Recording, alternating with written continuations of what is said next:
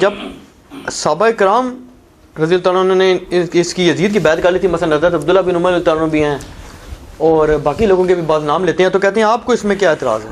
شاہ ہمیں کوئی اعتراض نہیں ہے. ہم یہ کہتے ہیں بیعت ہوئی کس طریقے سے ہے. عبداللہ بن عمر نے بیعت کر لی تھی. اچھا جی، اب ہم یہ پوچھتے ہیں کہ جو عبداللہ بن عمر رضی اللہ تعالیٰ عنہ کی بیعت کرنا ہے، کیا اس چیز کی توثیق ہو جائے گی کہ یزید کی خلافت ٹھیک ہے؟ تو پھر صحیح ہے، پھر تو حضرت حسین سے مخالفت کی ضرورت ہی کوئی نہیں تھی. حضرت حسین بیعت نہ بھی کرتے تو خیر تھی. اصل میں حضرت حسین کا جو بیعت کرنا ہے نا، وہ امت محمدیہ صلی اللہ علیہ وسلم میں امام تھے، اور قرآن میں ہے نا کہ ان کے جو علماء ہیں اور اللہ والے ہیں، یہ لوگوں کو حرام خوری سے اور برے کاموں سے کیوں نہیں روکتے. حضرت حسین کا وہ ٹائٹل تھا. اب میرا ایک کلپ بھی چڑھا ہوا ہے بڑا سخت قسم کا، میں ابھی وہ آدھا گھنٹہ لگ جائے اگر بولوں. The difference between the natures of Hussain ibn Ali and عبداللہ ابن عمر. عبداللہ بن عمر کی نیچر پیسو تھی، حضرت حسین کی ایکٹیو تھی. عبداللہ بن عمر کے سامنے جب حضرت معاویہ نے حضرت عمر کی گستاخی کی، 4108 نمبر حدیث ہے کہ میں اس کے باپ سے بھی زیادہ خلافت کا حقدار ہوں، کی تھی نا حضرت ابن عمر کی تھی، اس کے باپ کی. بعد میں اس سے پوچھا کہ آپ نے جواب کیوں نہیں دیا ان کا، میں نے فتنے کے ڈر سے خاموش ہو گیا اور قتل ریزی کے ڈر سے، اور مجھے جنت کی نعمتیں یاد آ گئی. میرا ارادہ تھا کہ میں اس کو ادھر ہی کہتا کہ معاویہ تجھ سے زیادہ خلافت کا حقدار وہ ہے جس نے حالت کفر میں تم لوگوں سے جنگ کی ہوئی ہے، جب تم لوگ کافر تھے اور انہوں نے مار مار کے تم لوگوں کو اسلام میں داخل کیا ہے، یعنی علی یا ابن عمر خود. اب یہ امام بخاری نے غزوہ خندق کے چیپٹر میں یہ حدیث ڈالی ہے کہ ابن عمر جو ہے وہ خندق کے صحابی تھے، یہ ثابت کیا انہوں نے. حالانکہ اس حدیث میں سے تو کتنی گستاخیاں نکل آتی ہیں بقول ان کے، لیکن امت کو ٹیکا لگا دیا امام بخاری نے حق کا کہ بات کس طریقے سے پہنچ جائے.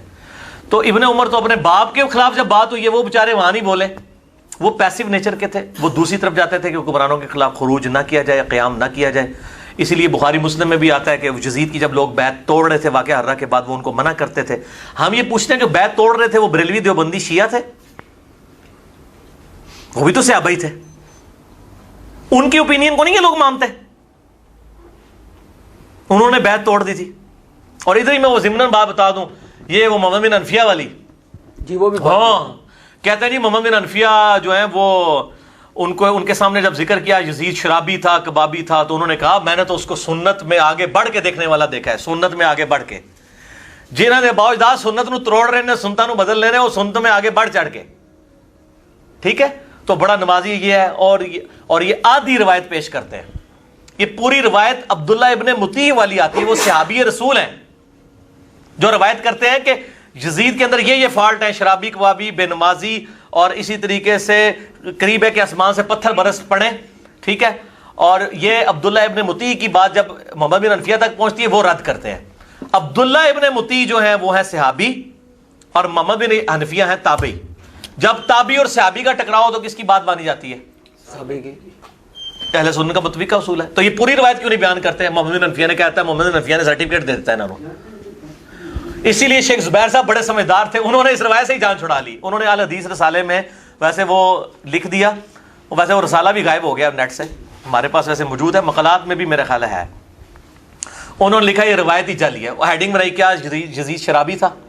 تو انہوں نے کہا یہ پوری روایت اگر کوئی صحیح مانتا ہے تو پھر عبداللہ ابن مطیع کی بات صحیح ہے کہ وہ شرابی تھا، محمد بن حنفیہ کی بات ریجیکٹڈ ہے. ادروائز جان چھڑاؤ اس روایت کو ضعیف کہو. ٹھیک ہے نا.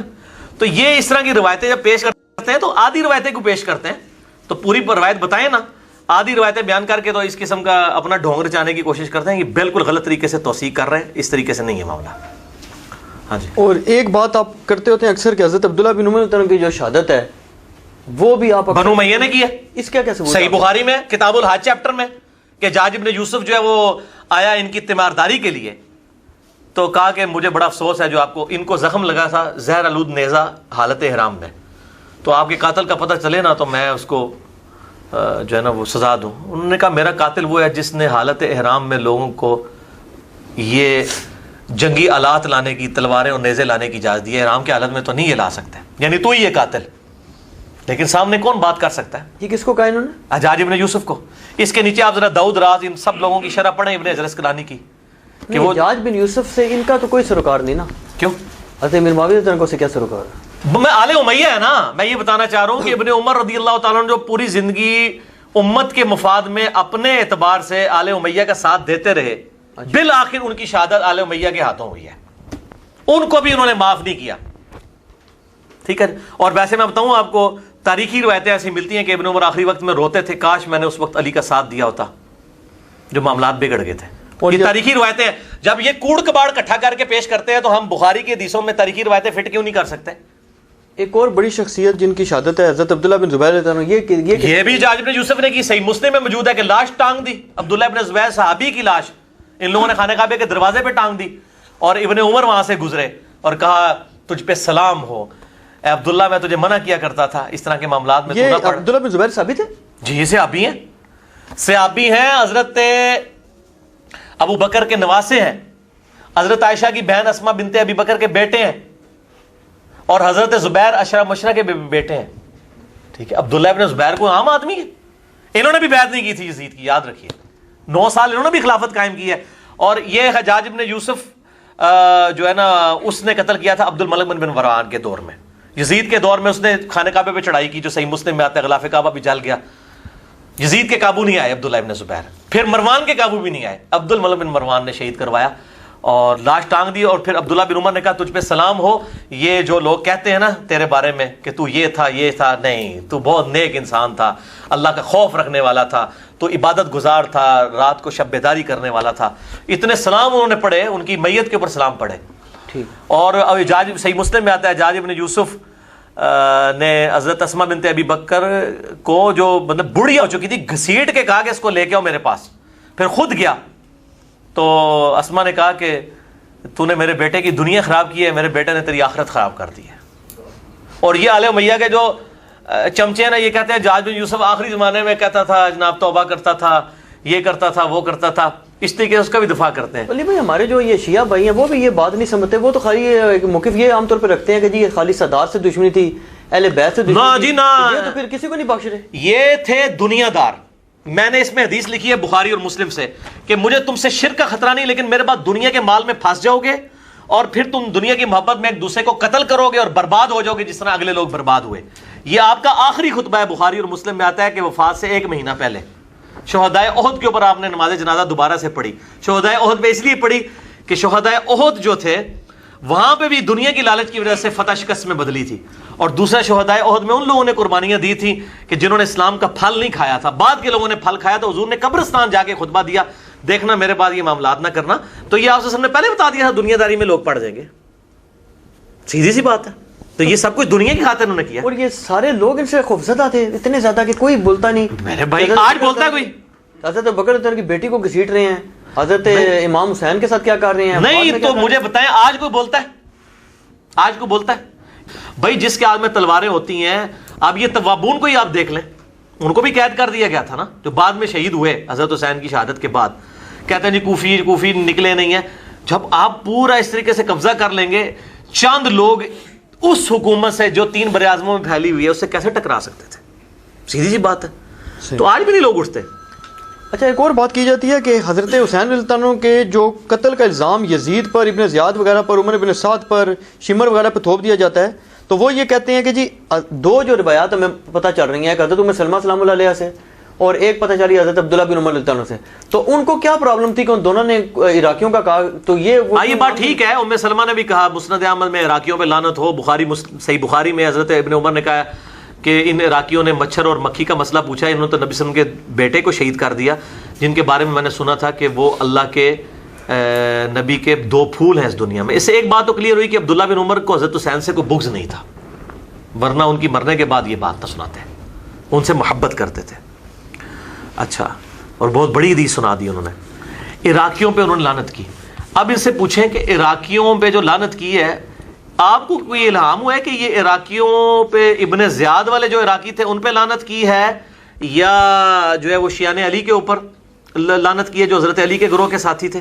تو یہ فوراً کہیں گے شیعوں نے مارا ہے، شیعہ کہیں گے انہوں نے مارا ہے. عراقیوں پہ اس لیے لعنت کی کہ عراقی جو حکومت تھی ابن زیاد کی، اسی نے یہ ظاہر ہے کہ ساری. عمر ابن سعد کون تھا؟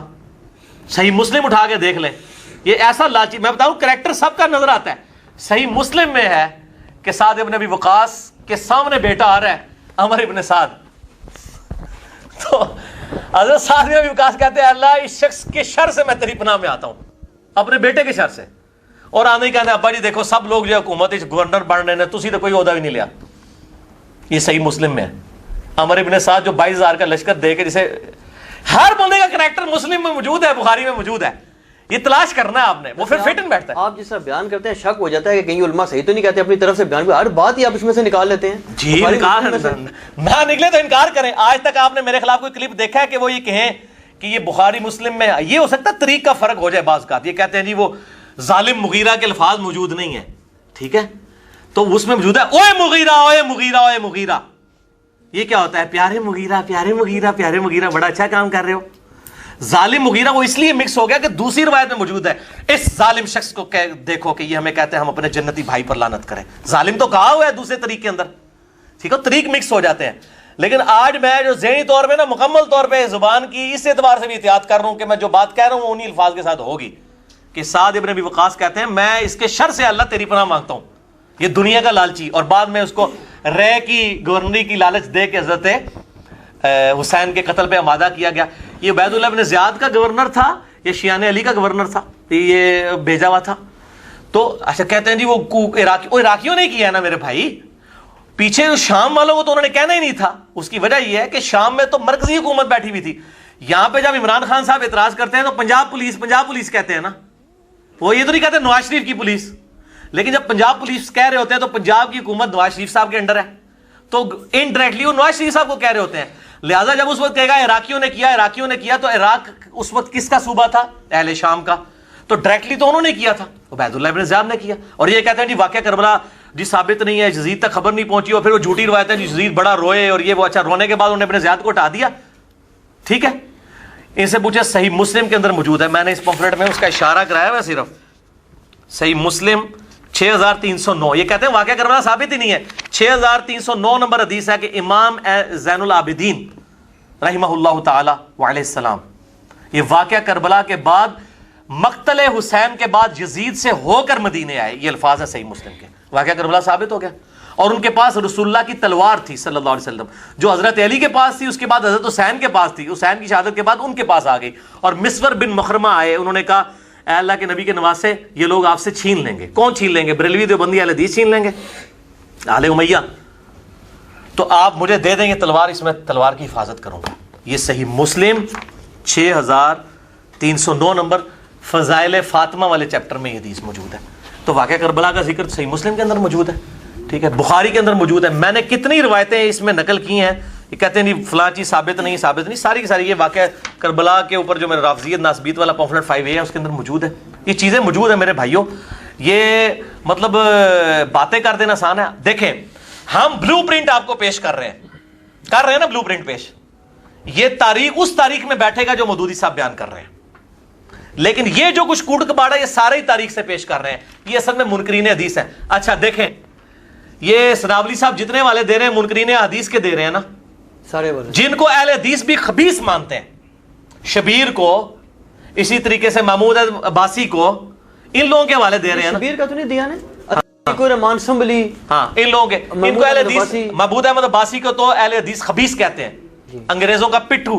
منکرین حدیث وہ تو بخاری کو کھوتا کہتا تھا. ابو جابر دامانوی خود کہتے ہیں، اس سے تو ابو جابر نہیں نا رجوع کر سکتے. وہ کہتے ہیں میں اپنے کانوں سے سنا ہے کہ انہوں نے کہا جی اچھا بخاری کھوتے نے بھی بخاری میں حدیث لیے کہ حسین کا سر کاٹ کے عبید اللہ ابن زیاد کے سامنے رکھا گیا. اور آئے لوگ کہہ رہے ہیں جی وہ سامنے رکھا گیا، اس کا یہ مطلب تو نہیں عبید نے قتل کروایا. اچھا وہ جو سر میرے سامنے کو سر کاٹ کے لا کے رکھے میرے بیٹے کا، تو میں اس کو انعام نوازوں گا؟ پھر وہ چھڑیاں مارنے لگا. ٹھیک ہے جی، اے بھی غلط تعویل کرتے ہیں. اسی طریقے سے کہ آپ ہر بات میں سے نہیں، وہ تو لاتے ہیں نا حضرت علی پہ اٹیک کرتے ہیں نا جواب میں. وہ کہتے ہیں حضرت علی کے سامنے بھی سر کاٹ کے لایا گیا. کس کا؟ یہ میں کس کی روایت سن رہا تھا کہ غالباً نہیں حضرت زبیر کا لایا گیا. نا جی نا کوئی سر کاٹ کے یہ ان کی کسی پہلی دفعہ بھائی میرے تمام محدثین مؤرخین نے لکھا ہے کہ پہلی دفعہ اگر کوئی سر کاٹ کے کسی مسلمان حکمران کے سامنے رکھا گیا ہے نا تو وہ معاویہ کے سامنے عمار کا سر ہے. اس سے پہلے کبھی سر نہیں رکھا گیا. نبی صلی اللہ علیہ وسلم کے بارے میں ایک روایت آتی، مجھے اب پتہ نہیں اس کی صحت ہے کہ اس طرح رکھا گیا. آپ نے اتنا ناپسند فرمایا اس چیز کو، تو آپ نے کہا ادھر سے لے جاؤ، یہ کام نہ کر رہا ہوں. یہ نہیں ہوا. عمار کا سر کاٹ کے سب سے پہلے رکھا گیا تھا. ٹھیک ہے، اور میں آپ کو پھکی دے دوں ابھی. عمار کا سر کاٹ کے رکھا گیا تو اس کے بعد تو توبہ کر لینی چاہیے تھی نا. اب تو ادھر تو عمر بن عاص بھی کہہ رہے ہیں کہ باغی جماعت قتل کرے گی, ٹھیک ہے, ہمارے سامنے ہم بھی کہاں اٹھے. تو لیکن نہیں, وہ کہ الٹا تعویل کی کہ جی عمار کو ہم نے کیوں قتل کیا ہے, نہ علی لے کے آتا نہ یہ قتل ہوتا, ٹھیک ہے. پھر تاریخ کی روایتوں حدیث میں تو اتنا ہے, تاریخ میں ملتا ہے کہ حضرت علی تک جب یہ معاویہ کی بات پہنچی نا تو حضرت علی نے کہا اچھا پھر حمزہ کا قاتل نبی صلی اللہ علیہ وسلم تھے, نہ حمزہ کو لے کے آتے احد میں, نہ حمزہ شہید ہوتا. اے پکی دیتی معاویہ نو حضرت علی نے کہ تو جڑی گل کیتی ہے, جڑا میرا سپورٹر ہے, آرمی چیف ہے میری طرفوں, 93 سال دی عمر جو بندہ لڑائی پہ لڑتا ہے عمار ابن یاسر, اس کو تم کہہ رہے ہو نہ علی لاتا نہ وہ. لیکن ملا علی قاری نے ویسے جرت کی ہے, یہ میں پھکی دے رہا ہوں, ملا علی قاری کے بھی بڑے والے آج کل اہل حدیث بھی پیش کر رہے ہیں. ملا علی قاری نے مرقاہ جو شرح مشکات کی لکھی ہے نا, مشکات میں جب یہ حدیث آتی ہے نا عمار کو باغی جماعت قتل کرے گی, اس کی شرح میں ملا علی قاری لکھتے ہیں کہ قتل عمار کے بعد یہ بات ڈیفائن ہو چکی ہے کہ معاویہ کی غلطی اجتہادی نہیں ہے بلکہ یہ ہٹ درمی پہ مبنی غلطی ہے. کیونکہ اگر اجتہادی تھی تو اس وقت تک تھی کہ اس بیچارے کو پتہ نہیں چلا. جب اس کو قتل عمار کے بعد بھی کہ باغی جماعت قتل کرے گی, ان کو بھی حدیث پتہ ہے, عمر بن عاص بھی سنا رہے ہیں, آپ تو توبہ کر لیتے نا کہ میری جماعت باغی ہے. ملا علی قاری نے جرت کی ہے, یہ رحمہ اللہ ہے آج کل اہل حدیثوں کا بھی, المتوفا 1014 ہجری, اور وہ تو کہتے ہیں امام حنیفہ اور ان لوگوں کے بعد سب سے بڑا امام ہی ملا علی قاری ہے. یہ مرقاہ کے اندر اس نے شرح مشکات میں لکھا ہے, یہ ملا علی قاری کا حوالہ لے جائیں, اس نے کہا ہے کوئی اجتہادی. اچھا مجھے لوگ کہتے ہیں کہ جی آپ نے اس میں لکھ دیا ہے کہ جی اجتہادی خطا ہے, ٹھیک ہے, تو یہ میرا اجتہاد ہے, آپ اسے اختلاف کر سکتے ہیں. اجتہادی خطا سے مراد ہے, میں بھی اجتہادی خطاب میں اپنی ویڈیو میں بتا دوں, اجتہادی خطاب میں مانتا ہوں اس وقت تک جب تک عمار قتل نہیں ہوئے تھے. آج کی ڈیٹ میں کوئی اجتہادی نہیں ہے. اور یہ جو حدیث بھی ہم نے فٹ کی ہے نا اس کے اوپر, وہ حاکم کے بارے میں ہے, حاکم سے بغاوت کرنے والے کے بارے میں, کہ حاکم اگر کوئی غلط کام کرے گا, یعنی حضرت علی اگر غلط جنگ کرتے تو ان کو 1 اجر ملتا اور صحیح جنگیں ہوتی تو 2 اجر. یہ نہیں کہ علی کے جو مخالفین ہیں ان کے اوپر یہ فٹ ہوگا, یہ انڈائریکٹلی اجتہادن طور پہ فٹ کرتے ہیں, ٹھیک ہے نا جی. بہرحال حضرت عائشہ طلحہ زبیر کی غلطی اجتہادی ہے کیونکہ ان کا رونا, معافیاں مانگنا اور حضرت علی کا معاف کرنا ثابت ہے. حضرت معاویہ رضی اللہ تعالیٰ عنہ نے کبھی معافی نہیں مانگی, الٹا قنوت نازلہ سیدنا علی نے ان پہ پڑھی اور کہا قیامت دن فیصلہ ہوگا. اور ہم لعنت کے لیے قائل نہیں ہیں, بالکل لعنت نہ کریں. ہم تو کہتے ہیں جو صحابہ پر انکلوڈنگ معاویہ, عمر بن عاص, مغیرہ ابن شعبہ رضی اللہ عنہم اجمعین, یا بصر بھی ہوں, ان پہ لعنت کرتے ہیں وہ معاویہ کے شیعہ ہیں, اور جو ان پہ لعنت نہیں کرتے وہ علی کے شیعہ ہیں. علی نے تو مخالفین کے جنازے بھی پڑھائے ہیں, میں نے اس میں بتایا. خوارج کے بارے میں کہا ہمارے بھائی تھے وہ گھوڑے ہو گئے, ٹھیک ہے نا. ہم علی کے شیعہ ہیں پولیٹیکلی ٹرم میں, ٹھیک ہے نا. شیعان علی, اہل سنت کا منہج ہی, اہل حدیث کا منہج ہی شیعان علی والا ہے, ٹھیک ہے. اور رافضیوں کی بات نہیں کر رہا, یا سعودی عرب کے تنخواہوں پہ پلنے والے اور ایران کی تنخواہوں پہ پلنے والے جو مولوی چوہے چابیاں دے کے چھوڑے ہوئے, ان کی بات نہیں میں کر رہا. یہ چابیاں دے کے چھوڑے ہوئے ہیں نا انہوں نے, پیچھے سے ریال آتے ہیں بولنا شروع کر دیتے ہیں اور پھر باتیں بھی یاد ہی کرتے ہیں. پوری بات بتاؤ, ٹھیک ہے, ٹھیک ہے. لین میں جید صحابہ کی اولادیں بھی شامل ہیں, مثلا انس ابن مالک کا بیٹا سنان بن انس اور سعد بن ابی وقاص کا بیٹا عمر ابن سعد.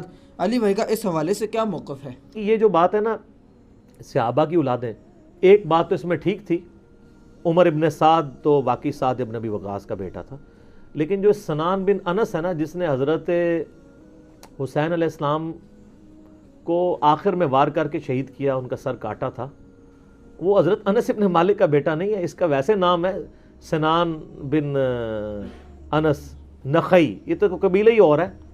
البتہ یہ ضرور ہے کہ جب صحیح بخاری میں 3748 نمبر حدیث ہے جس میں امام بخاری نے حسین کے ساتھ علیہ السلام لکھا ہے کہ جب حسین ابن علی کا سر کاٹ کر عبید اللہ ابن زیاد گورنر یزید جو کوفہ میں اس کا گورنر تھا اس کے سامنے لا کے تشت پہ پیش کیا گیا, ولیعوذ باللہ تعالی, اللہ کی لعنت ہو ان پر, فرشتوں کی لعنت, تمام لعنت کرنے والوں کی لعنت جنہوں نے حسین ابن علی کو اس طریقے سے شہید کیا, آمین. تو وہ چھڑی مار کے ان کے حسن کے بارے میں کوئی کلام کرنے لگا. یہ بخاری میں بھی ہے اور ترمذی میں بھی ہے. تو انس ابن مالک وہاں کھڑے ہوئے تھے تو وہ تڑپ اٹھے, تو انہوں نے کہا کہ نبی علیہ السلام کے سب سے زیادہ ہم شکل حسین ابن علی تھے, اور بخاری کے الفاظ ہیں 3748, اس وقت حسین علیہ السلام کی داڑھی اور سر میں وسمے سے رنگا گیا تھا, یعنی کالا خضاب لگا ہوا تھا. کالا خضاب لگا سکتے ہیں, اس پہ میرا کلپ بھی ریکارڈڈ موجود ہے. بہرحال اس میں بھی موجود ہے کہ وہ انس ابن مالک وہاں کھڑے تھے. اس کے سے لوگ سمجھتے ہیں شاید سنان بن انس ان کا بیٹا ہوگا, اور انس ابن مالک نے ساتھ ہو کے یہ کام کرایا. 7 हो के कराया होता तो वो उबैदुल्लाह को डांटते तो ना कि तू क्या कर रहा है, छड़ी मार रहा है। बाकी लड़ तो सकते नहीं थे। अनस इब्न मालिक की उस वक्त उम्र 100 प्लस थी, या 100 प्लस तो नहीं होगी, ऑलमोस्ट आप समझ लें 60 प्लस थी, क्योंकि 93 हिजरी में फौत हुए हैं, 110 साल की उम्र में, 70 के होंगे ऑलमोस्ट उस वक्त। तो बेचारे दिल में ही इसको बुराई को बुरा समझ सकते थे, जितना वो कर सकते थे वो कर दिया, अदरवाइज तो वो मरवा देते थे। तो सिनान बिन अनस अनस बिन मालिक का बेटा नहीं है। रहा उमर इब्ने साद जो 22,000 का लश्कर लेके करबला में आया था हुसैन इब्न अली के मुकाबले पे, वो साद इब्न अबी वकास का बेटा था। और आप देखें अजीब बदकिस्मती इस शख्स की कि साद इब्न अबी वकास ने ही वो पर्शियन अंपायर गिराई हुई है, इराक, ईरान, ये कूफा, ये सारा हजरत साद ने फतह किया हुआ है, अशरा मुबशरा में से हैं। और मौला अली का कौल है बुखारी और मुस्लिम दोनों में कि मैंने अपने कानों से सिर्फ एक शख्स के बारे में रसूलुल्लाह से सुना है कि मेरे बाप उस पे कुर्बान, और वो साद इब्न अबी वकास है।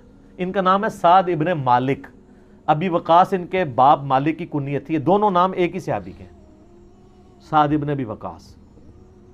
मौला अली जिनके बारे में कह रहे हैं कि इन पे नबी इस्लाम ने अपने माँ बाप जमा किए हुए हैं, और नबी इस्लाम के रिश्ते में मामूल लगते थे।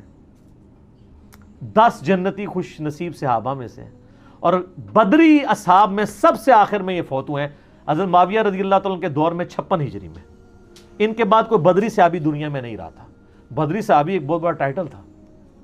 ये सबसे आखिर में फौत हुए।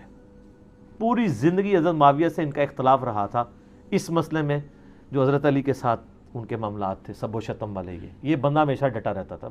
इनका बेटा था उमर इब्न साद, जिसको रै की हुक्मरानी की लालच दी थी। रै पूरा एरिया था, ईरान, इराक, अफगानिस्तान, ये पूरे एरिया को रै कहा जाता था उस जमाने में। इतनी बड़ी हुक्मरानी की, गवर्नरी की लालच दी यजीद ने उबैदुल्लाह इब्न ज़ियाद के जरिए। बाप देख लो, साद इब्न अबी वकास, जो मौला अली से मोहब्बत करने वाला, सुन्निसाई अल कुबरा में मौजूद है। 2 ताबईन मिलने आते हैं साद इब्न अबी वकास को और कहते हैं, साद इब्न वकास उनको पहली बात ये करते हैं कि मैंने सुना है कि तुम हजरत अली को गालियां देते हो।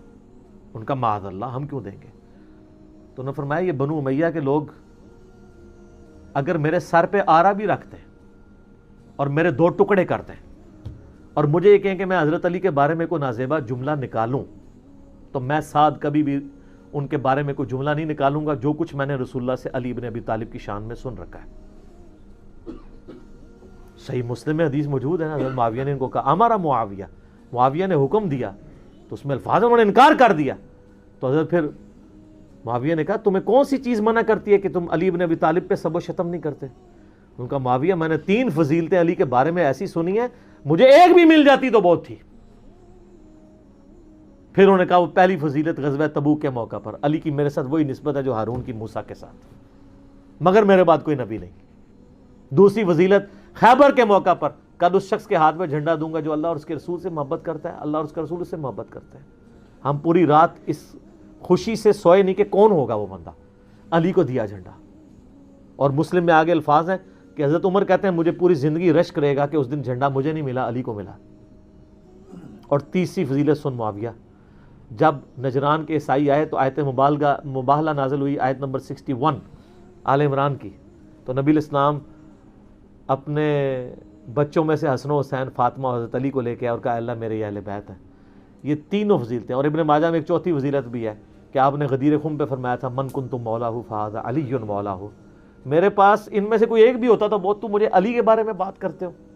ये बाप था अली का सही शिया, अली की पार्टी का बंदा, अली का चाहने वाला, पूरी जिंदगी डटा रहा। और बेटा आगे से क्या निकला है तो कोई मसला नहीं। हजरत नूह पैगंबर का बेटा काफिर निकल सकता है। तो हजरत साद का क्या मुकाम है हजरत नूह के मुकाबले पे।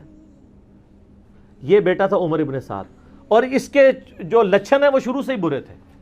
आप मुस्लिम शरीफ उठाए ना, मुस्लिम शरीफ में बिल्कुल एंड पे ना आपको एक चैप्टर मिलेगा किताबुज़ ज़ुहद, दुनिया से नफरत पैदा करने वाली हदीस है। उसमें इंटरनेशनल नंबर के मुताबिक एक हदीस है, ये मैं चूंकि मुझे याद इसलिए मैंने काफ़ी लोगों को बताई है, 7432 सही मुस्लिम में। अभी ये करबला हुई नहीं है, कुछ भी नहीं हुआ, हज़रत साद इब्न वकास भी जिंदा है, تو سعد ابن ابی وقاص اپنے کھیتوں میں ہل چلا رہے ہوتے ہیں یا وہ بیج والا کام کر رہے ہوتے ہیں, تو ان کے ساتھی کہتے ہیں اتنے میں ان کا بیٹا سامنے سے آتا ہے. تو جو سعد جب اپنے بیٹے کو دیکھتے ہیں عمر ابن سعد کو, تو کہتے ہیں اے اللہ اس سوار کے شر سے میں تیری پناہ میں آتا ہوں. حضرت سعد کو پتا تھا اس بچے نے کیا کام ڈالنے ہیں, وہ اپنی زندگی میں اسی بیٹے کے شر سے اللہ کی پناہ مانگا کرتے تھے. کہتے ہیں جب وہ قریب آیا تو آتے اس نے کہا ابا جی لوگوں نے تو حکومت بانٹ لی, کوئی گورنر بن گیا, کوئی بن گیا, تسی ایتھے بیٹھے جناب حلوائی پہ کر دیو. ہائے ہائے ہائے. تو حضرت سعد ابن وقاص نے اس کے عمر ابن سعد کے نا سینے پہ نا گھونسا مارا اور کہا کہ اللہ تعالیٰ کو پرہیزگار بندہ پسند ہے جو گمنامی کی زندگی میں مر جائے, جسے کوئی جانتا نہ ہو. تو یعنی وہ انہوں نے ایک گوشہ نشینی کی زندگی اختیار کر لی تھی. تو ان کو پہلے ہی لیکن اس نے اپنے باپ کی نصیحت نہیں پکڑی, یہ پھر یزید کی لالچ میں آ گیا. اور پھر آپ دیکھ لیں جو کچھ اس نے, آج تک لوگ لانتے بھیج رہے ہیں. باپ کو لوگ رضی اللہ عنہ کہہ رہے ہیں. آپ شیعہ سے پوچھ لیں سعد ابن وقاص کی کتنی وہ عزت کرتے ہیں. میں ابھی کل ایک کلپ وہ ایک شیعہ عالم تھے سید جواد نقوی صاحب کا سن رہا تھا, تو وہ اتنی تعریفی کلمات کہہ رہے تھے اور بتا رہے تھے کہ بھئی بیٹا یہ نکلا اور باپ کو دیکھیں, باپ نے ایران فتح کیا تھا, دوسری بڑی سپر پاور گرائی تھی, اور بیٹا آگے سے کیا نکلا. اچھا آپ دیکھ لیں کہ دین ایفرٹ کا نام ہے, یہ نہیں ہے کہ یہ وراثت میں ٹرانسفر ہو. انبیاء کی وراثت میں ٹرانسفر نہیں ہوئی ہے تو اور کس میں ہونی ہے. ٹھیک ہو گئی.